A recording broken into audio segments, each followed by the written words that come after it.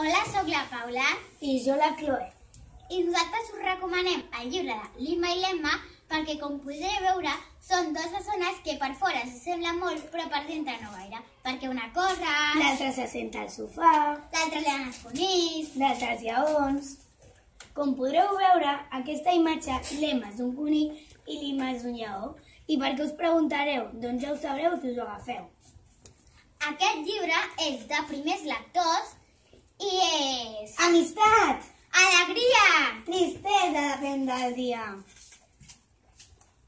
Aquest llibre l'ha escrit Teresa Duran i les il·lustracions són de Jorge del Corral. Com per exemple aquesta, Per què serà? o aquesta. Per què serà un lleó i un conill? O aquesta. Per què serà un astronauta i una sirena? I per últim, aquesta. Fins! Aquí, La nostra, recomanació de Paula i Chloe.